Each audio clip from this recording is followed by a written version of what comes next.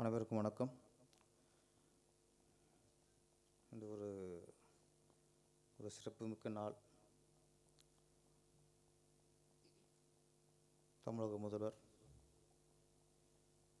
எங்கள் விஜய், உங்கள் விஜய் அவர்களுக்கு இன்று பிறந்த நாள்.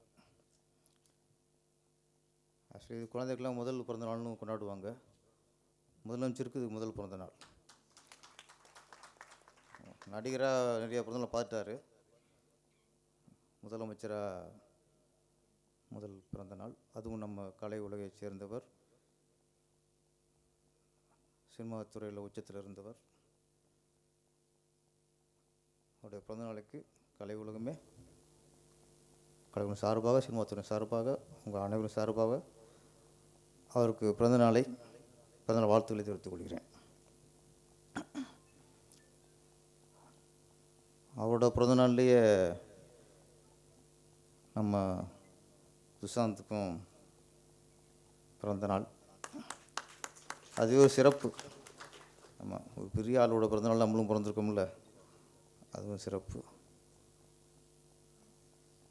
விஜய் சாரை பொறுத்த வரைக்கும் அவரோட கதை சொல்லி ஓகே ஆனதுக்கப்புறம் கால் ஷீட்டு கேட்கும்போது 3 கண்டிஷன் போடுவார். 1, சண்டே ஷூட்டிங் வைக்கக்கூடாது. 2, டேயில் 6 மணிக்கு மேலே ஷூட்டிங் வைக்கக்கூடாது. ஒரு நைட் ஷூட்டிங்காக இருந்தால் நீங்கள் மறுநாள் பகல் வைக்கக்கூடாது. ஒன்று பகல் இல்லை நைட், ஏதோ ஒன்று தான். 3வது கண்டிஷன் போடுவார். அதுதான் இன்றைக்கி அவர் சிஎம் உட்கார வச்சதுக்கான காரணம். என்னோட பிறந்தநாள் அன்னைக்கு ஷூட்டிங் வைக்காதீங்க. நம்ம அப்புறம் அப்போ நினச்சேன், நம்மளாம் எங்கே ஞாயிறும் பார்க்குறதில்ல, திங்களும் பார்க்குறதில்ல, பிறந்த நாள் எதுவும் பார்க்குறதில்ல, பிறந்த நாள் அன்னைக்கு ஷூட்டிங் வேணாங்கிறாரு அப்படின்னா. அப்புறம் ரீசன் சொன்னார். ஒவ்வொரு பிறந்த நாளுக்கும் அவரோட ரசிகரை சந்திப்பார். ஏன்னா அவரை பொறுத்த வரைக்கும் எனக்கு லைஃப் கொடுத்தவங்க, வாழ்க்கை கொடுத்தவங்க, என்னை இந்த அளவுக்கு உயரத்தை உட்கார வச்சவங்க என் ரசிகர்கள். அப்போ என்னுடைய பிறந்தநாள் அன்றைக்கி அவங்க ரசிகர்கள் ஃபுல் டே பார்ப்பேன். அன்றைக்கி ஷூட்டிங் வைக்காதீங்க. அந்த நிகழ்வு தான் தன் வருஷத்தில் ஒவ்வொரு பிறந்த நாள்லையும் ரசிகர்களை பார்த்துக்குது. அந்த அன்பு தான் இன்றைக்கி அவரை சிம்மாசனத்தில் உட்கார வச்சுருக்கு.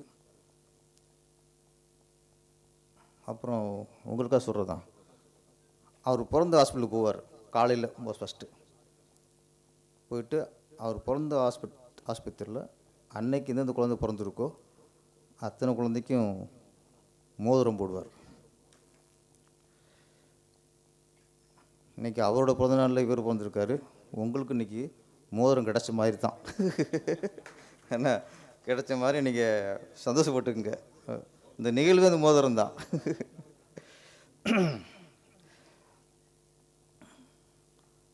சுஷாந்த் அவர் ஒரு தங்க முட்டையிற வாத்து, ஒரு பழமொழி சொல்லுவாங்க, தங்க முட்டையிற வாத்து வைத்து அறுத்து கதையும்பாங்க.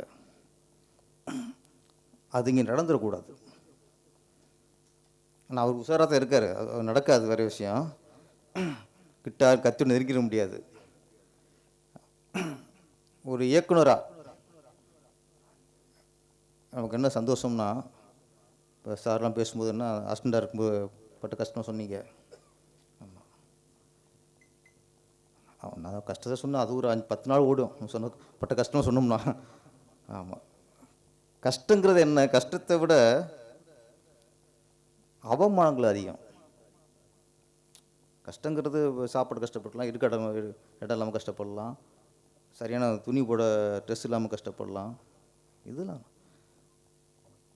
ஆனால் அவமானங்கள் இருக்குல்ல, அது நிறைய பிடிச்சிட கதை சொல்லும்போது அதை நம்ம பட்டிருக்கோம். சரிட்ட கதை சொல்லியிருக்கேண்ணா, அவங்க பெரிய பிடிச்சிட உட்காந்துக்குவாங்க. சார் நம்ம அசிஸ்டன்ட் எடுத்து தானே, நான் கதை சொல்ல போயிருப்போம். அப்போ என்னென்னா என்ன சொல்லுவாங்க, வாங்க உட்காருங்க சொல்லுவாங்க. சரி கதை சொல்லுங்க அப்படின்பாங்களே, உட்கார சொல்ல மாட்டாங்க. சார் நம்ம அசிஸ்டன்ட் எடுத்து தானே, வாய்ப்பு கெட்டு போயிருக்கோம். நான் நின்றுட்டேலாம் தான் சொல்லியிருக்கேன் புடிச்சிட்ட. அப்போ நமக்குள்ள ஒரு தாழ்வு மனப்பான்மை வரும்.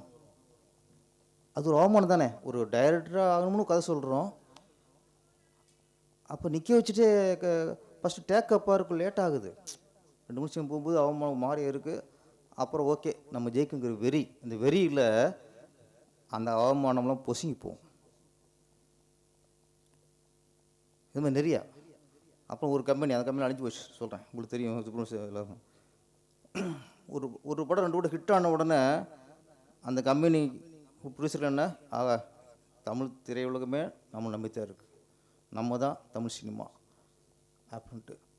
அடுத்த படம் ஆரம்பிக்கிறதுக்கு முன்னாடி ஏறத்தாழ 250 அசிஸ்டன்ட் கதை கேட்டாங்க. டெய்லி அங்கே கூட்டம் இருக்குது சார், ரேஷன் கடை இருக்கிற கூட்டம் மாதிரி கூட்டம் இருக்குது. டெய்லி 50 பேர் வர சொல்லிடுறது. அப்போ ஒரு நாளைக்கு கேட்குறத ஒரு 8 கதை 10 கதை கேட்பாங்க. கேட்டதெல்லாம் ஓகே. அந்த 250 பேரில் கதை கேட்டு அந்த 250 ஒருத்தனை ஓகே பண்ணித்தா ஓகே இல்லை. 250 கதை கேட்டு கடைசி அவங்களுக்கு தெரிஞ்சுக்கிட்டு தான் டேட்டான். அப்போ அது 250 பேருக்கும் அவமானம். அது நான் சொல்ல ஒரு ஓட்டப்பந்தயம், அதில் 10 பேர் ஓடுறான். அந்த ஓடணும் ஒருத்தர் ஃபஸ்ட் வந்தால் தானே ஓகே. ஓடாமல் வேடிக்கை வந்து கொண்டு வந்து ஃபஸ்ட் ப்ரைஸ் கொடுத்தா நடந்துச்சு சார், நடந்துச்சு. அந்த கம்பெனிக்கு இப்போ இல்லை சொல்கிறேன். இதுன்னா எது சொல்கிறேன்னா, ஒரு இயக்குனர் ஆவதற்கு இப்போ கொஞ்சம் பரவாயில்ல. துஷாந்த் மாதிரி ஆள் வந்துட்டாங்க. எங்கள் காலகட்டம்லாம் ரொம்ப போராட்டம். அப்போ ஒரு பிடிச்சிற கதை சொல்லுக்கு அப்பாயின்மெண்ட் கேட்குறதுக்கு நாய் படாத பாடு போடுவோம். இன்றைக்கி என்னென்னா, இன்றைக்கி இந்த இது சபையை பார்க்கும்போது, இந்த மேடையை பார்க்கும்போது ரொம்ப சந்தோஷமாக இருக்குது.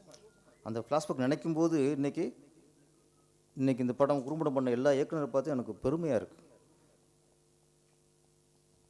துஷாந்த் அவர்கள் திறமையான இளைஞர்களை, திறமையான உதவி இயக்குநர்களை கண்டறிந்து அவர்களை இயக்குனராக்கணுங்கிற ஒரு நல்ல முடிவோடு வந்திருக்கிறார். அதுக்கு முதல்ல என்னுடைய பாராட்டுக்கள். அதில் இன்னொரு நிறைய பிடிச்சி வர்றாங்க, சின்ன பிடிச்சி நிறைய பேர் வர்றாங்க. அதில் நிறைய பேர் நம்மளுக்கு படம் பண்ணி கடைசியாக அவங்க படுற இதெல்லாம் பார்க்கும்போது கஷ்டமாயிருது.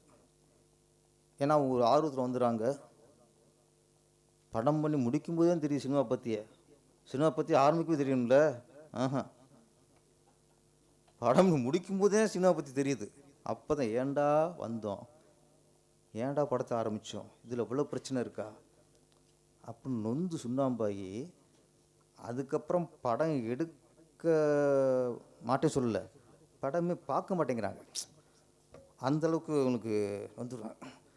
துஷாந்தை பொறுத்த வரைக்கும் அவர் தெளிவாக இருக்கார், சினிமா பற்றி நல்லா தெரிஞ்சிருக்காரு, நுணுக்கமான விஷயம் தெரிஞ்சுட்டு தான் உள்ளே இறங்குறாரு. ஏன்னா அவர் பிகினிங் போகிற கண்டிஷன்ஸ் ஆழம் பார்த்து காலை விடும்பாங்கள்ல, இவர் டப்புன்னு உள்ளே குதிக்கல சார். நிறைய பேர் ஆழந்தனையாக குதிச்சு பிடி தான் மூச்சு தண்ணிடுறாங்க, வெளியும் வர முடியாமல் உள்ளே மூழ்க முடியாமல் தவிச்சுறாங்க. இவர் தெளிவாக இருக்கார். அவர் சொல்கிறது என்ன, இதுதான் பட்ஜெட், இந்த பட்ஜெட்டுக்கு தகுந்த கதையை சொல்லுங்கள். அப்போ அவருக்கு தெரியுது இந்த பட்ஜெட்டுக்குள்ளே எடுத்தால் எப்படியும் நம்ம தப்பிச்சிடலாம், ஏதோ ஒரு வகை பிஸ்னஸ் பண்ணி தப்பிச்சிடலாம். அப்படியே அந்த காசு வரலையா இவர் மூழ்கிட மாட்டார். அது ஒரு அதில் தெளிவாக இருக்கார். அது பெருசாக அவர் பாதிப்பு உண்டாக்காது. அப்போ நம்மளை பாதிப்பு உண்டாக்காத வகையில் ஒரு ப்ராஜெக்டுக்குள்ளே அவர் இறங்குறாரு. யார் கதை சொல்ல வந்தாலும் இது பட்ஜெட், இதுக்குள்ளே கதை சொல்லுங்கிறாரு. இன்னொன்று, அந்த பட்ஜெட்டை மீறி படமும் பண்ணிட முடியாது. அதில் தெளிவாக இருக்கார். ஆளுங்க கரெக்டாக வச்சுருக்காரு, என்னென்ன யாராருக்கு என்ன சம்பளங்கம்லாம் எல்லாம். அதனால் சொல்கிறேன், துஷாந்த் பொறுத்த வரைக்கும் இந்த புதுசாக வர தயாரிப்பாளர் இருக்காங்கள, அவங்களுக்கெல்லாம் உதாரணமாக விளங்குறார். அதை நான் ரொம்ப வரவேற்கிறேன். ஏன்னா இவங்கெல்லாம் ஒரு படம் தயாரித்து அதை ஹிட்டு கொடுத்துட்டா அதுக்கு தொடர்ந்து 10 படம் பண்ணுவாங்க. இப்போ வர ப்ரொடியூசர்லாம் ஈசல் மாதிரி தான், ஈசல் வாழ்க்கை தான். அன்னைக்கு மேலே ஒரு நாள் மேலே வந்துட்டு அன்னைக்கே முடிஞ்சுது. இன்றைக்கி 100 படங்களில் 80 ப்ரொடியூசர்ஸ், ஒரு நாள் முதல்வர் மாதிரி ஒரு பட தயாரிப்பாளர், அவ்வளோதான் முடிச்சு. அப்புறம் வர்றதுக்கு வாய்ப்பே இல்லை, வரமாட்டாங்க. பண இழப்பு உள்ள சுப்பிரமணிய சார், பண இழப்பு மட்டும் இல்லை, மன உளைச்சல் இருக்குல்ல. ஒரு 3 கோடி 4 கோடி போயிடுது, அது கூட அவங்களுக்கு இல்லை. ஆனால் இதுக்குள்ளே எவன் எங்கெங்கே ஏமாத்தணும் தெரிய மாட்டேங்குது. படம் சொன்ன படம் முடியும் போது தான் இவன் இவ்வளோ அடிச்சிட்டான், இவன் இவ்வளோ அடிச்சிட்டான், இவன் இவ்வளோ ஏமாற்றிட்டான், இவன் இப்படி பண்ணிட்டான். அங்கே தான் புலம்புறான். நிறைய பஞ்சாயத்து பார்க்குறோம். 2 கோடின்னு சொல்லிட்டு 4 கோடி ஆயிடுது, அது கூட பிரச்சனை இல்லை. நம்மளும் இங்கே கழுத்துருத்துறாங்க, நம்மளும் கழுத்துருத்துறான். அந்த மன உளைச்சலை கலைஞராகி நம்ம ஒரு இயக்குநர்களோ இல்லை ஆர்ட் டைரக்டரோ கேமராமேனோ காஸ்டியூமரோ மேனேஜரோ இவங்க ஒரு பிடிச்சிருக்கு கொடுத்துடக்கூடாது. ஒன்று தான், சினிமா மாதிரி ஒரு தொழில் எதுவுமே இல்லை, அற்புதமான தொழில். இங்கே டைரக்டர்லேருந்து கேமராமேன்லேருந்து ஆர்ட் டைரக்டர்லேருந்து தயாரிப்பாளராக இருக்கட்டும், மேனேஜராக இருக்கட்டும், தியேட்டர் ஓனர்லேருந்து டிக்கெட் கிளிக்கிறாங்கல்ல அவங்க வரைக்கும் நேர்மையாக இருந்தால் எந்த தயாரிப்பாளருக்கும் லாஸ் இல்லை சார். ஆனால் 100 பேரில் நேர்மையாக இருக்கிறது தான் இன்றைக்கி சவாலாக இருக்கும். ஒருத்தர் நேர்மையாக இருந்தானா அவனை பைத்தியக்காரன் நினைக்கிறாங்க, இன்னும் பிழைக்க தெரியாதுங்கிறாங்க. யார் நேர்மையானவர்கள் இந்த காலத்தில் பிழைக்க தெரியாதுன்னு பேர் அவனுக்கு கொடுத்துறாங்க. அவன் 4 வருஷத்தில் சொல்ல நம்ம தப்பாக இருக்குமோ அப்படின்னு அவனும் மாறிடான். என்ன இப்போ 10 வருஷம் நினச்சிக்கல என்ன பேர் பைத்தியக்காரனாக இருக்க, ஓ இனி ஏன் சினிமாவுக்கு வந்த அப்படிங்கும்போது நம்ம தப்பான ஆயிரும், நம்ம தப்பாக இருக்கமோட்டு. இப்படி இந்த மாதிரி பொசிஷனில் நம்ம சுஷாந்த் சார் நீங்கள் இப்படியே தெளிவாக இருக்கணும். அதான் சொல்கிறேன், நீங்கள் வந்து நிறைய பேர் பேசுவாங்க, ஏமாந்துடாதீங்க. முதல்ல தயவுசெய்து புகழ்ச்சிக்கு அடிமையாயிடாதீங்க. நான் கேட்குறதா, என்ன போனாலும் சரி உங்களை பற்றி உங்களுக்கு தெரியும், எனக்கு எப்படி தெரியும். உங்களுடைய அளவுகோல், உங்களுடைய அழகு, உங்களுடைய திறமை, உங்களுக்கு எல்லா பற்றியும் உங்களுக்கு தெரியும். இப்போ என்னைய போய் சுப்ரீம் பாரதி வந்து சார் அடுத்த பாராஜா நீங்கள் தான் பேர் அப்படின்னா நம்பணுமாண்ணா? நம்பினா முட்டாள்ண்ணா. என்னோடய அளவு எனக்கு தெரியும், எனக்கு இதுதான் நம்ம ரேஞ்சு. இவர் நான் பாரராஜ் தாங்கிற அடுத்த பாரச்சம் தருது அப்படின்னா நம்ம நினச்சோம் நம்பிட்டு வச்சுங்களேன் நாங்கள் காலி. அப்போ ஒவ்வொருத்தனுடைய சுபாவம், அவனுடைய திறமை, அவனுடைய அளவுகோல் எல்லாருக்கும் நமக்கு தெரியும் சார். நம்ம அதை அலையோட மறுக்குது மனசு. ஒருத்தன் புகழ்ந்து பேசும்போது அதை அளவிட மனசு மறந்து அது மயங்கிடுது.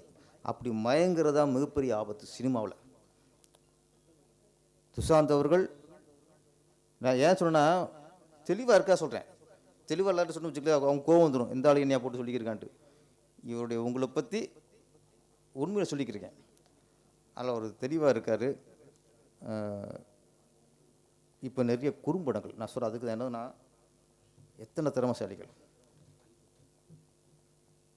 ஃபஸ்ட்டு இன்றைக்கி குறும்படம் தான் இன்றைக்கி சினிமாவோட அஸ்திவாரம். ஒரு காலத்தில் யார்கிட்ட ஒர்க் பண்ணிய பாரராஜிட்ட ஒர்க் பண்ணேன், கதை கேட்டுருவாங்க. பாக்யராஜ் சட்ட 6 ஒர்க் பண்ணியிருக்கேன், உடனே அப்பாயின்மெண்ட் கிடச்சிரும். அப்போ விசிட்டிங் கார்டுங்கிறது நம்ம எந்த டேரக்டர் ஒர்க் பண்ணோம், அதுவும் அது வெற்றி படத்தில் ஒர்க் பண்ணிக்கணும். நம்ம வந்து பெரிய டைரக்டரே பெரிய ஃப்ளாப்பாக இருக்கும், அது சொன்னு வச்சுங்களேன், இவன் போய் தான் கெடுத்துட்டான் போல இருக்குமாங்க. ஆனால் இன்றைக்கி விசிட்டிங் கார்டுங்கிறது எந்த டைரக்டர் ஒர்க் பண்ணோம், எத்தனை வருஷம் ஒர்க் பண்ணோம், இன்னார் டைரக்டர் பையனா, இன்னார் ஹீரோட பையனா, எதுவுமே இல்லை. இன்றைக்கி சினிமாவோட மூலதனம் விசிட்டிங் கார்டு, அஸ்திவாரம், குறும்படம்.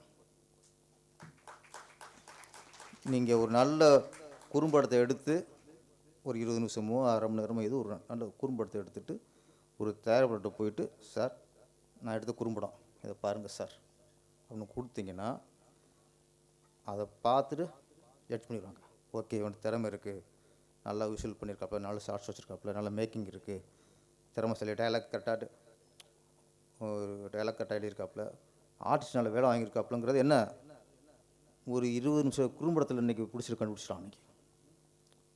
அப்போ இன்றைக்கி வந்து நீங்கள் வந்து இத்தனை வருஷம் சர்வீஸ், நாங்கள் 8 வருஷம் சினிமாவில் இருந்திருக்கேன், 10 வருஷம் இருந்திருக்கேன், இந்த டேரக்டர் இருந்திருக்கேன், அது எதுவுமே தேவையில்லை. உங்களுக்கு கிடைச்ச மிகப்பெரிய வாய்ப்பு குறும்படம் இயக்குறதுக்கு. அதுக்கு போட்டி வச்சு அதுக்கு பரிசீலித்து அங்கீகாரம் கொடுக்குறாருல சுஷாந்த், நீங்கள் 100 பிடிச்சிருக்கு சமம் சார்.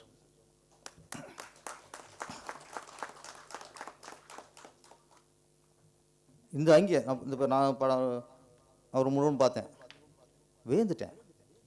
ஏன்னா ஒரு குறும்படத்தில் அதுக்கு ஒரு சென்டிமெண்ட் இருக்குது, அதுக்கு ஒரு ஃபீல் இருக்குது. முக்கியமாக கண்டென்ட், இந்த சமூகத்துக்கு என்னென்ன சொல்லணும். ஸோ குறும்படத்தில் உள்ள மிகப்பெரிய ப்ளஸ் என்னென்னா, நம்ம 3 மணி நேரத்தில் சொல்ல வேண்டிய ஒரு விஷயத்தை அதுவும் சொல்ல முடியாது, ஒரு குறும்படத்தில் சொல்லிடுறாங்க. நம்மளோட உதாரணம் சொல்லுவேன், இந்த சூரிய ஒளியை நம்ம லென்ஸில் வச்சுட்டு அந்த பேப்பரில் வைப்போம். அந்த ஒளியை குறுகி ஒரு புள்ளியில் வைக்கும்போது அது தீ பிடிச்சிரும். அதுதான் குறும்படம். குறும்படங்கிறது அதான். நம்ம பெரிய விஷயத்தை அப்படியே சுருக்கி ஒரு ஒரு 10 நிமிஷம் 20 நிமிஷத்தில் அது சுருக்கி சூரிய ஒளியை சுருக்கி அந்த பவர் காய்க்கிற மாதிரி அந்த ஒரு கண்டென்ட்டை சுருக்கி காட்டும்போது அந்த 10 நிமிஷம் 20 நிமிஷம் படம் வந்து நமக்குள்ளே எப்படி பேப்பரில் பற்றிக்குதோ இங்கே மனசில் பற்றிக்குது.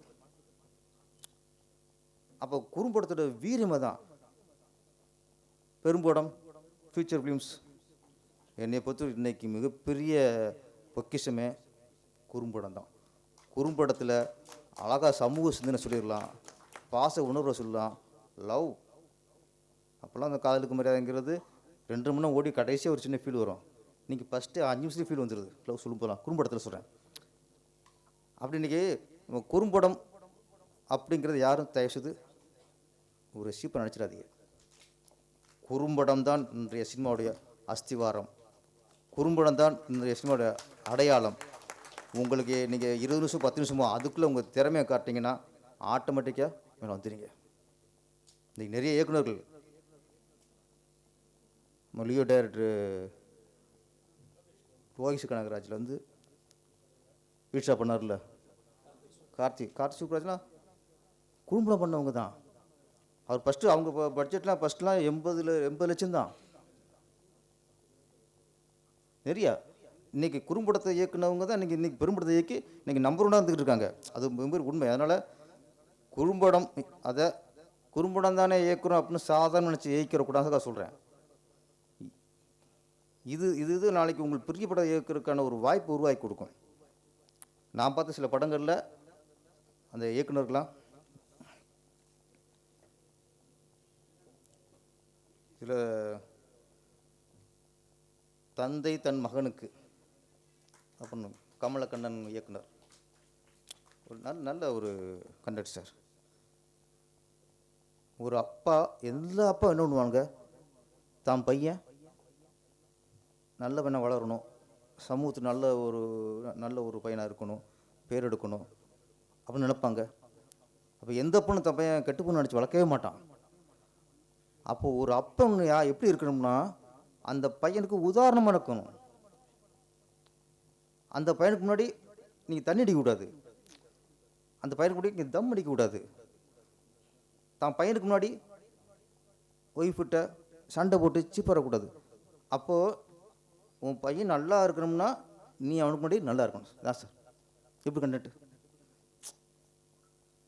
ஒரு area Srinath Kannan making super. ஒரு டேரக்டருக்கு வாழ்த்துக்கள். வந்திருக்காருல ஸ்ரீநாத் கண்ணன், சூப்பர் சார். சின்ன கண்ணன் தான். அந்த இளமையில் வாலிப வயத்தில் ஒரு சின்ன கோவம் வரும். ஒரு கோவம் எந்த அளவுக்கு ஒரு மனுஷன் அடிச்சிருது. நம்ம டிராஃபிக்கில் கொஞ்சம் பைக்கில் இடிச்சிருவான், அவ்வளோதான். இறங்கி அவனை கட்டை திட்டி, அவன் கட்டை திட்டி அவ்வளோ சண்டை, கொலை பண்ணுறதுக்கும் சண்டை வரும். அதுக்கப்புறம் அந்த நபர் எவன் சண்டை ஓட்டமோ, உயிரோடு சண்டை ஓட்டமோ, அதுக்கப்புறம் இந்த ஜென்மத்தில் அவனை சந்திப்போமான்னு தெரியாது சார். அவன்கிட்ட சண்டை கொடுக்குறேங்க சார். சொத்தை பறிச்சிருப்பான் சார் பங்காளி, சண்டை போட மாட்டோம். வீட்டை குடியை கெடுத்துருப்பான், அவன்கிட்ட கூட சண்டை போட மாட்டோம். இடிச்சிட்டான ஒருத்தன் பைக்கில், அவன்கிட்ட இறங்கி ஐயோ நாக்கை துருத்திட்டு அது போனாலும் அதுக்கு சந்திக்க மாட்டாங்க. இந்த பிறவியில் அடுத்து சந்திப்போமே தெரியல, அவன்கிட்ட ஏன் உயிரோடு சண்டை போகிறோம்? இந்த கோபம் நம்மளே அழிச்சிரும். ஸ்ரீநாத் கண்ணன் நல்ல ஒரு கண்ணு சொல்லிடுங்க, தேங்க்யூ. அப்புறம் ஊனப்பிச்சு ராஜசேகர் பாஸ்கரன், சூப்பர் சார், நல்ல ஃபீல்.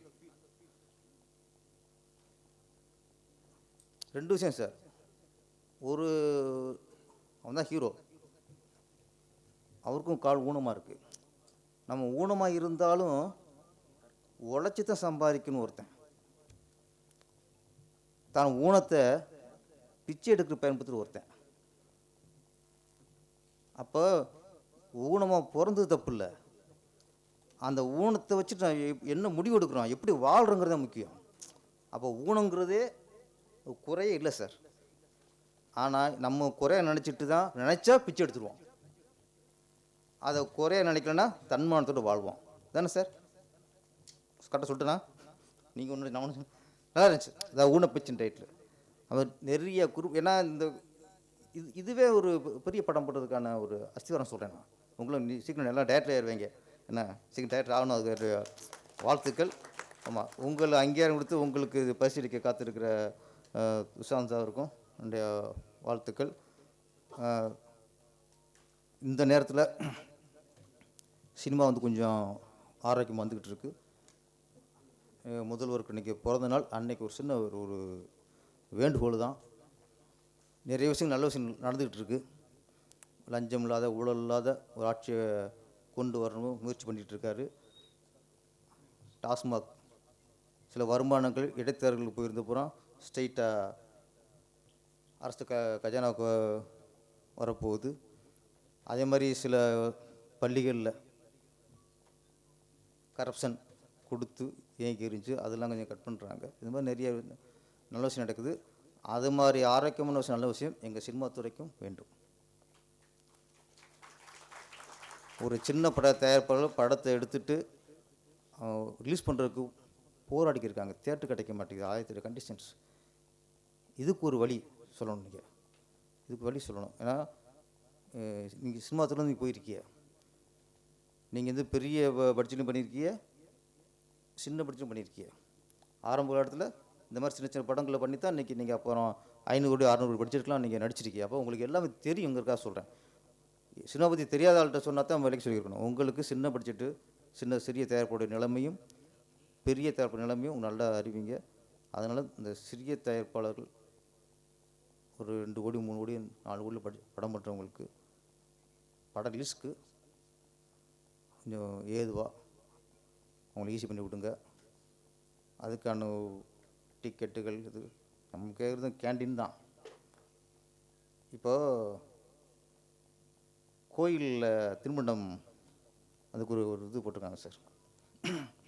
அரசு நிர்ணயிக்கிற விலை எம்ஆர்பி ரேட்டு தான் நீங்கள் கோயிலில் வந்து விற்பனை பண்ணணும்னு போட்டிருக்காங்க. நல்ல விஷயம், இதுதான் மக்களுக்கான விஷயம்.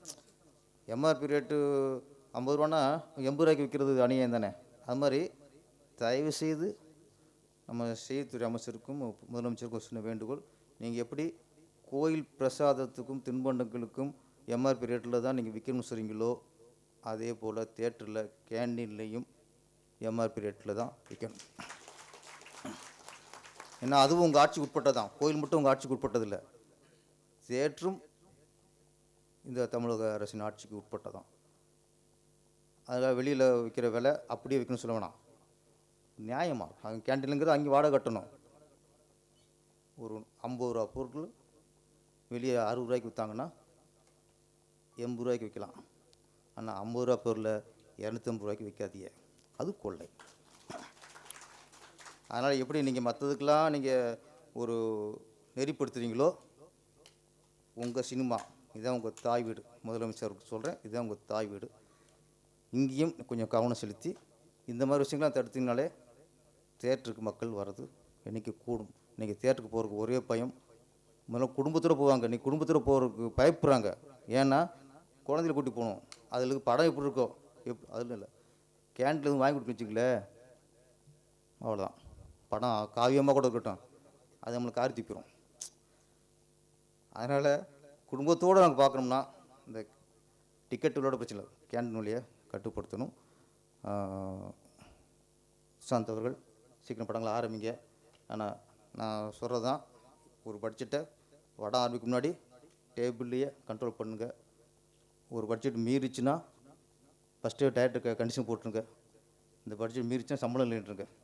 நானும் டேரக்டர் தான் சொல்கிறேன் இருந்தாலும். ஏன்னா நான் வந்து 2 கோடின்ட்டு 4 கோடி இழுத்து விட்டு என் சம்பளத்தை கேட்டேன்னு அர்த்தம். கூடிச்ச சம்பளம் என்னன்னா ஆட்டோமேட்டிக்காக பொறுப்பு வந்துடும். அவன் சம்பளம் கிடைக்காதே, அப்போ சொன்ன பட்ஜெட்டில் படம் எடுத்து கொடுக்கணும் அப்படின்ட்டு. என்ன நான் சொல்லக்கூடாது, இருந்தாலும் டேரக்டர் வந்து நான் சொல்லித்தான் ஆகணும். ஏன்னா நான் இப்போ டேரக்டர் நான் சினிமாக்காரன் பேசிக்கிறேன். நான் டேரக்டரை பேச நான் சொல்லலாம் பேசியிருப்பேன். சினிமாக்காரனா நீங்கள் சினிமா படம் எடுக்க வந்துருக்கீங்க, நீங்கள் தொடர்ந்து படம் எடுத்தால் தான் நிறைய இயக்குநரில் நீங்கள் அறிமுகப்படுத்த முடியும். நிறைய சின்ன சின்ன டெக்னீஷியன்கள், சின்ன சின்ன நடிகர்லாம் இந்த உங்களால் வாய்ப்பு பெற்று அவங்களுக்கு வாழ்வாரம் வரும். சுஷாந்த் அவர்களுக்கு மீண்டும் மீண்டும் பிறந்தநாள் வாழ்த்து சொல்லி, நல்ல ஆர்பி சவுத் சார் மாதிரி நீங்கள் படம் பண்ணிகிட்டே இருக்கணும். அவர் 99 படம் பண்ணிட்டார், நீங்களும் 99 படம் பண்ணி நீங்கள் 100 படம் பண்ணணும்னு வாழ்த்து. நன்றி, வணக்கம்.